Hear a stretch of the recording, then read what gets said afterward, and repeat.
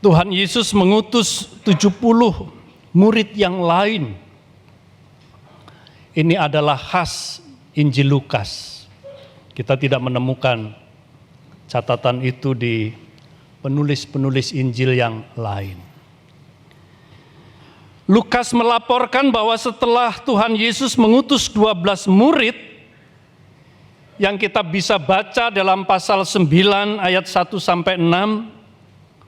ternyata Tuhan Yesus mengutus murid yang lain jumlahnya lebih besar. 70 murid. Namun kita tidak dapat menemukan catatan daftar nama ke-70 murid yang lain yang dilaporkan oleh Lukas itu. Kalau 12 murid pertama atau jilid pertama yang diutus oleh Tuhan itu, kita bisa baca daftar namanya di dalam Lukas pasal 6 ayat 12 sampai dengan 16. Bisa jadi saudara-saudara sudah hafal. Kalau nggak hafal, ikut sekolah minggu lagi, ya. Ada juga sekolah minggu orang tua di Gunung Sahari ini, ya kan? Nah, saudara-saudara, Lukas tidak mencatat, Lukas tidak memberikan daftar nama 70 murid yang lain itu.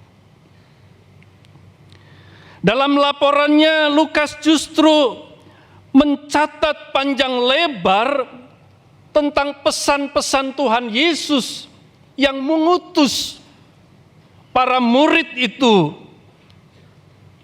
berdua-berdua, lalu diutus seperti anak domba ke tengah-tengah serigala. Mereka juga dipesan jangan bawa macam-macam bekal. Jangan juga sibuk kasih salam sana sini sepanjang perjalanan. Itu yang kita baca tadi. Bagaimana ketika mereka diterima dan bagaimana ketika mereka ditolak, semuanya diberi petunjuk. Pesan-pesan itu ditulis. Apa yang harus mereka lakukan? Menyembuhkan, memberitakan kerajaan Allah.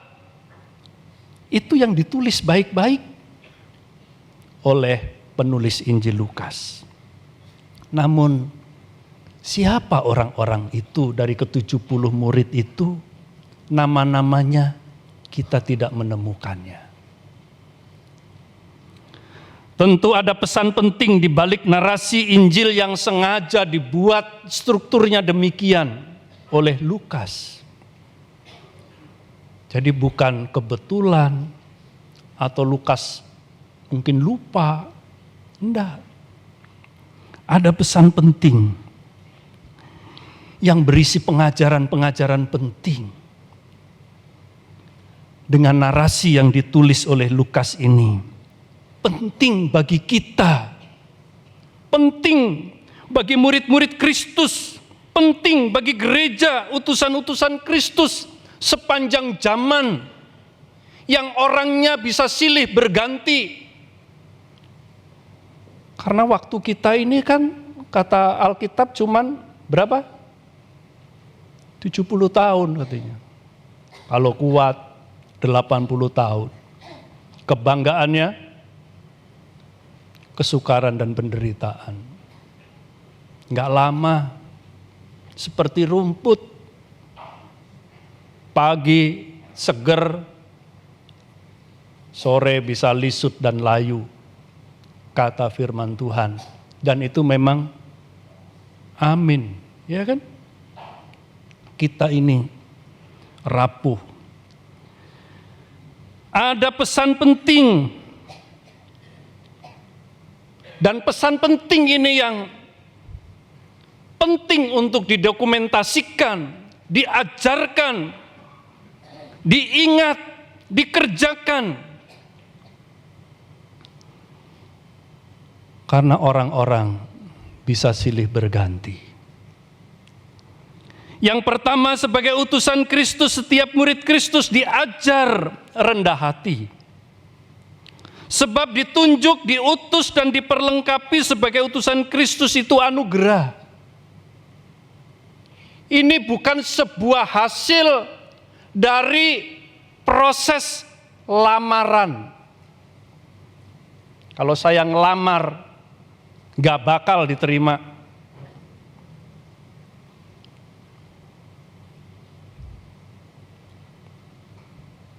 Saudara juga mesti ngomong begitu. Siapa yang bisa melamar untuk menjadi murid Yesus dan lolos? Tidak ada satupun di antara kita yang lolos seleksi memenuhi syarat layak.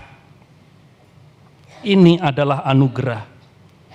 Kita terima bukan karena kelebihan, bukan karena kehebatan kita, tetapi karena kemurahan hati Allah.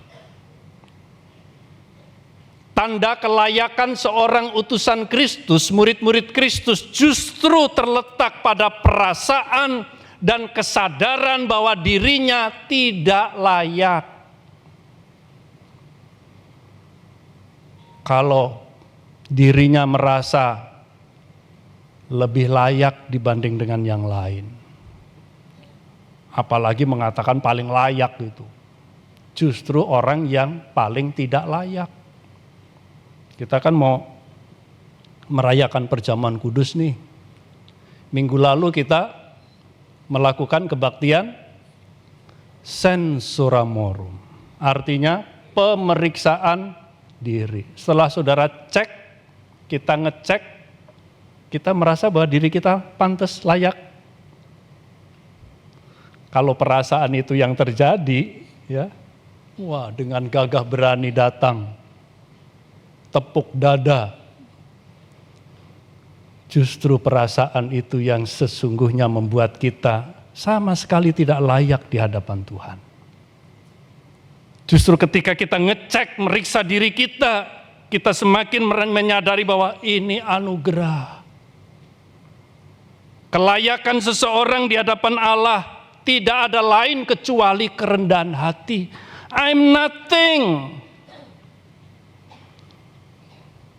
Kalau kita bisa duduk, berdiri di seputar meja perjamuan. Kalau kita menjadi murid-murid Kristus, menjadi utusan-utusan Kristus, itu bukan karena kita lolos seleksi, tetapi karena Allah bermurah hati. Kita diajar rendah hati, karena itu Lukas sengaja nggak menuliskan daftar nama. Hanya orang yang meninggikan hati, yang merasa hebat, yang perlu nama, namanya dicantumkan. Bapak, Ibu, saudara-saudara yang Tuhan Yesus kasihi, bahkan ketika para utusan itu kemudian pulang kembali, melaporkan telah membuat banyak hal yang mencengangkan, Tuhan Yesus mengatakan, jangan kamu bersukacita karena roh-roh itu takluk kepadamu, tetapi bersukacitalah karena namamu terdaftar di surga. Rendah hati. Sebab nama itu bukan orientasi, bukan tujuan. Tujuannya adalah namamu terdaftar di surga. Dengan terdaftar di surga, tandanya kamu hadir dalam kerendahan hati. Dan orang yang hadir dalam kerendahan hati dimanapun, dia akan menghadirkan suasana surgawi. Damai sejahtera. Tidak ada permusuhan, tidak ada orang rendah hati.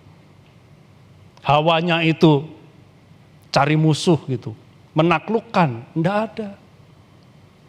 membawa suasana surgawi dalam kehidupan di dunia ini. Karakter rendah hati ini kunci, sebab Tuhan memperlengkapi para utusannya itu dengan daya dan kuasa yang tidak kaleng-kaleng. Bukan main-main ini. Lukas mencatat Tuhan Yesus memberi mereka daya dan kuasa untuk menguasai semua setan. Bukan setan, sego, bukan. Ini setan beneran ini. Ya. Bukan se, maksudnya itu ya, fam. Yang nggak ngerti se. Ini setan beneran nih.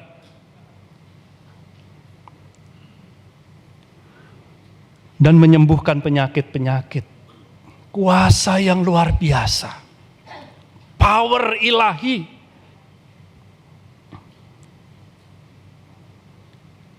Dan itu diulang, ditegaskan kembali dalam Lukas pasal 10 ayat 19.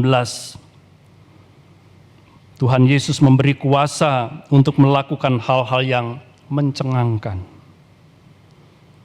Tapi bukan itu tujuannya.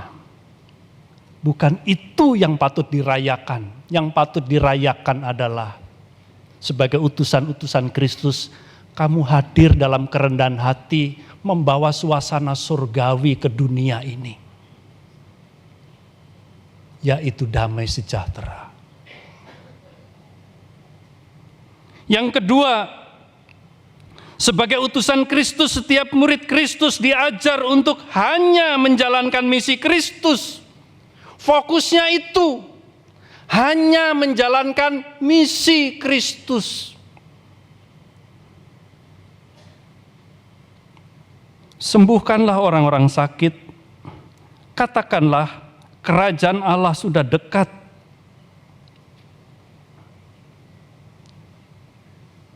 Sebagai utusan-utusan Kristus, tugasnya adalah menjalankan misi sang pengutusnya.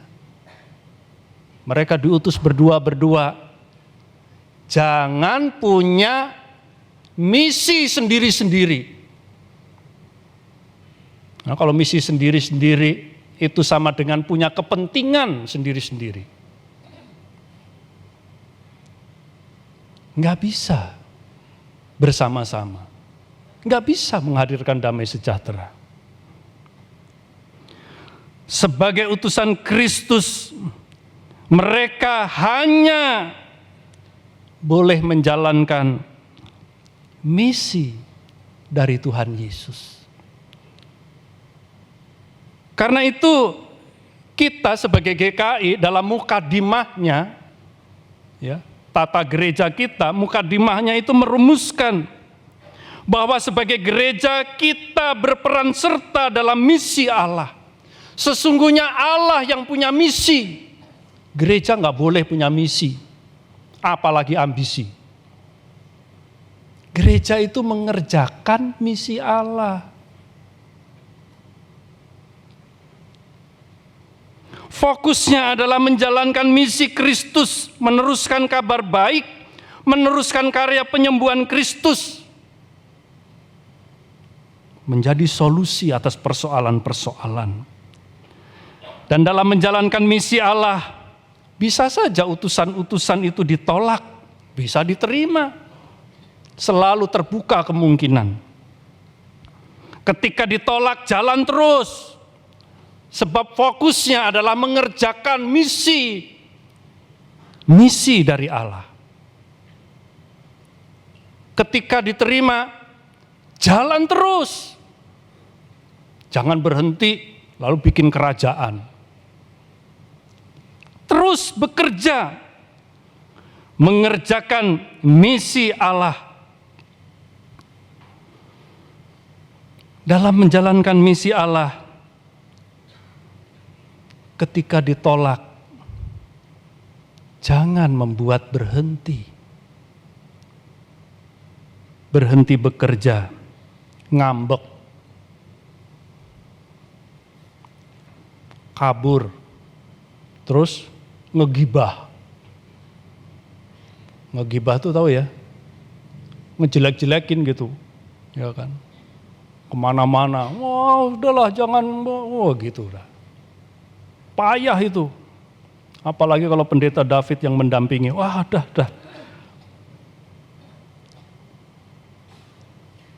Bisa saja di dalam melaksanakan tugas panggilan kita sebagai utusan-utusan Kristus, kita menemukan sesuatu yang barangkali tidak sesuai dengan harapan. Biasa di dunia ini. Sesuatu yang baik di dunia ini tidak selalu mendapatkan penerimaan, apalagi dukungan, apalagi penghargaan. Tapi kalau itu terjadi, fokus terus, kerjakan. Sebab tugas para utusan adalah mengerjakan pekerjaan dari pengutusnya, yaitu Allah sendiri.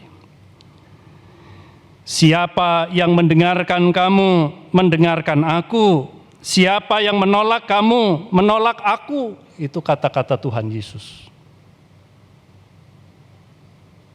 Jadi kalau diterima ya syukur. Enggak diterima, ya emang gua pikirin. Bukan urusan saya.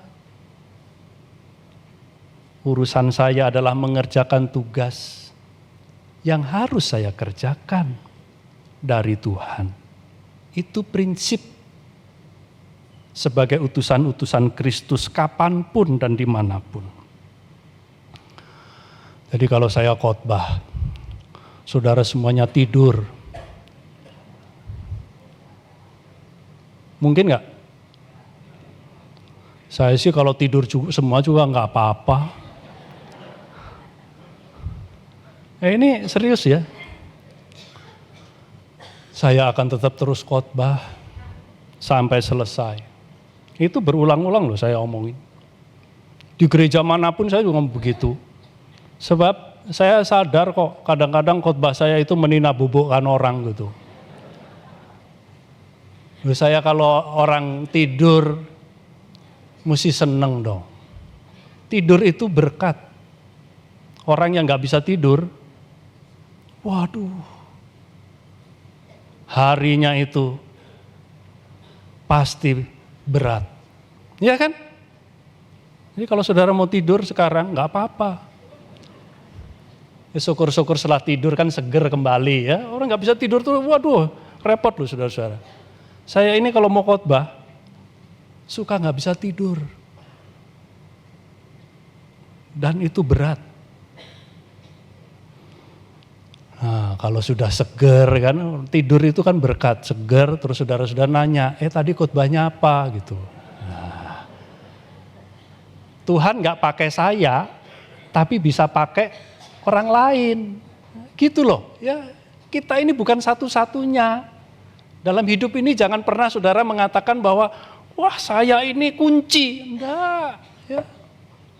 Kita itu hanya salah satu alat. Yang kerja itu Tuhan. Tuhan bisa pakai saya, Tuhan bisa pakai siapapun. Ya. Lalu dijelaskan sama temennya tadi itu khotbahnya ini. Oh begitu. Nah, sama aja toh. Jadi tidurlah.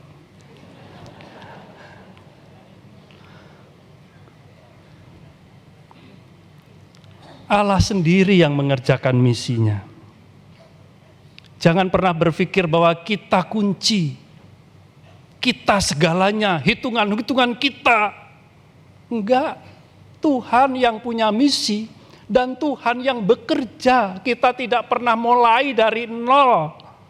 Tuhan yang sudah mengerjakan dan akan terus mengerjakan. Jadi jangan gede kepala gitu. Enggak, kita ini bukan kunci. Bukan segala-galanya. Tuhanlah kunci. Sebab dia yang mempunyai misi dan dialah yang mengerjakan misi itu. Kita cuma alat. Ketiga, ada yang tidur ya? Suruh tidur gak mau. Ketiga, sebagai utusan Kristus, setiap murid Kristus diajar untuk mengenakan karakter anak domba. Bukan berbulu domba. Karakter itu bicara di dalam. Bukan cuman habit, karakter itu, watak, jiwa, sampai pada rohnya. Karakter anak domba. Pergilah, sesungguhnya aku mengutus kamu seperti anak domba ke tengah-tengah serigala. Ayat ini acap kali ditafsirkan untuk menggambarkan bahwa ya kita ini adalah orang yang lemah. Udah sedikit lemah lagi. Saya tidak menolak tafsiran itu. Tetapi saya mau mengatakan kepada kita bahwa analogi domba di tengah-tengah serigala bukanlah semata-mata dimaksudkan untuk mengatakan bahwa para utusan itu lemah, namun hendak menegaskan bahwa kehadiran utusan-utusan Kristus di bumi ini harus menjadi antitesa. Ini bahasanya rada ilmiah dikit nih. Antitesa, apa tuh? Lawan, kontra, ya, antitesa dari serigala di dunia ini. Salah satu filsuf yang tulisannya sangat mengagumkan, Thomas Hobbes, mengatakan bahwa manusia itu adalah serigala bagi sesamanya. Homo homini lupus.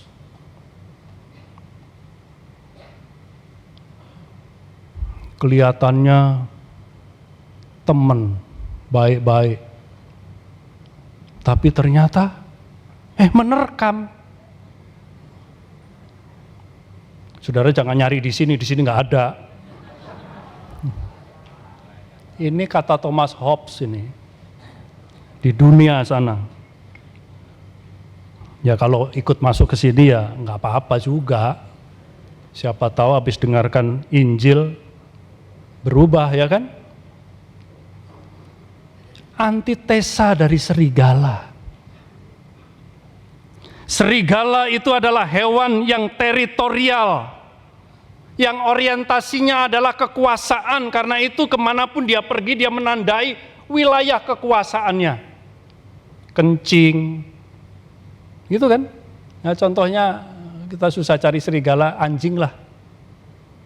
Kan itu satu family, ya. Kencing, bukan asal-asalan tuh. Untuk menandai ini wilayah kekuasaanku. Siapa yang masuk berhadapan dengan aku. Karena itu serigala sebagai hewan yang teritorial, nalurinya itu kekuasaan, nalurinya itu menyerang, nalurinya itu melukai, nalurinya itu memangsa siapapun yang berani-berani masuk dalam wilayah kekuasaannya. Sebab orientasinya itu kekuasaan. Siapa yang mengganggu, dia harus berhadapan.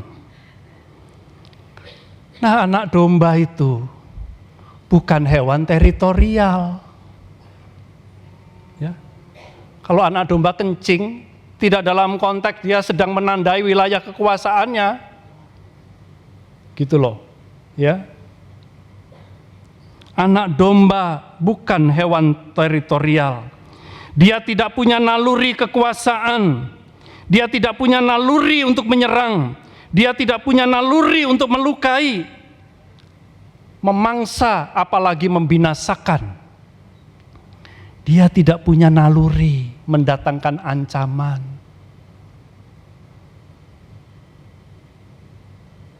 Makanya acap kali anak domba atau domba sering dijadikan korban. Ya kan?